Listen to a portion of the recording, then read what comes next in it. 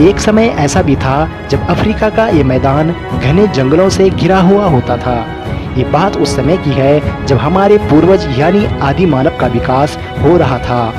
एक समय में पूरे अफ्रीकी क्षेत्रों पर आदिम मनुष्यों का राज हुआ करता था।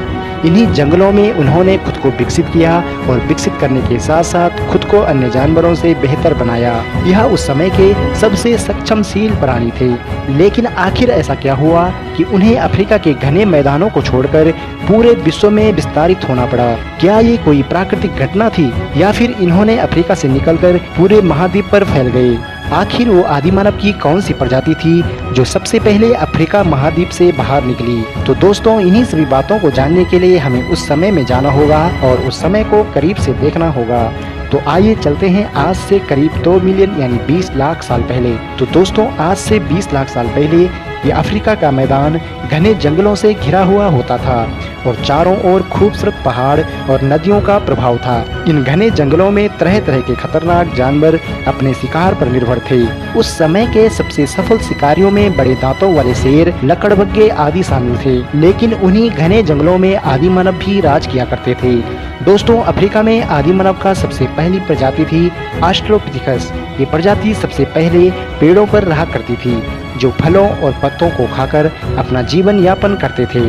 समय ढलने के उपरांत इनके दिमाग का विकास हुआ, इनके शरीर के बनावट में बदलाव होने लगा और हर चीज के बारे में जानने की इच्छा और परिस्थितियां इन्हें पेड़ों से जमीन पर खींच ले आई। ये प्रजाति आमतौर पर पूरी तरह से मांसाहारी नहीं थे, लेकिन मांस प्राप्त होने पर यह इन्हें खा लिया करते थे, जैसे कि शिकारी लकड़बग्घे और तेंदुए के द्वारा छोड़े गए शिकार को अपना निवाला बना देते थे। उनके पास उतने आधुनिक हथियार नहीं थे जिससे वो किसी भी जानवर का शिकार कर सके।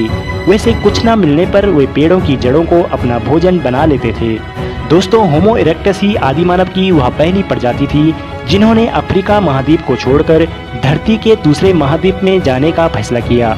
दोस्तों, वैज्ञानिकों के अनुसार आज से लगभग 18 लाख साल पहले होमो इरेक्टस यूरोप व एशिया में फैलना शुरू हो गए और वहां से उनका विस्तार सभी महाद्वीपों पर होता गया, जैसा कि पश्चिमी देश, नॉर्थ अमेरिका व साउथ अमेरिका में। अब हर महाद्वीप के वातावरण के हिसाब से इनके रंग रूप में बदलाव होने लगे, यानी ठंडे स्थानों पर रहने वाले गोरे हो गए और गर्म स्थानों पर रहने वाले काले हो गए। लेकिन आखिर क्यों होमो इरेक्टस को अफ्रीका महाद्वीप को छोड़कर दूसरे महाद्वीपों पर प्रवास करना पड़ा? क्या ये कोई प्राकृतिक घटना थी? तो चलिए जानते हैं। दोस्तों, वैज्ञानिकों के अनुसार उनके प्रवास का सबसे बड़ा कारण जलवायु परिवर्तन माना जाता है। उस समय मौसमी हवा बदलने के कारण घने जंगलों ने सूखना शुरू कर दिया था। मौसमी हवा का बदलने का सबसे मुख्य कारण था चारों तरफ से घिरे हुए पहाड़। उस दौर में भूकंप की वजह से टेक्टोनिक प्लेटों में हलचल हुई और पहाड़ों का निर्माण शुरू हुआ और इन्हीं पहाड़ों ने हवाओं का प्रभाव मोड़ लिया, जिससे घने जंगल घास के मैदानों में बदल गए और यही सबसे बड़ा कारण था होमो इरेक्टस को अफ्रीका महाद्वीप को छोड़कर अन्य महाद्वीपों में प्रवास करना पड़ा। इस जलवायु परिवर्तन का असर केवल हमारे पूर्वजों तक ही सीमित नहीं रहा, बल्कि ऐसे जानवरों पर भी पड़ा जो या तो उस परिवर्तन में अपने आप को ढाल सके या उन्हें विलुप्त होना पड़ा।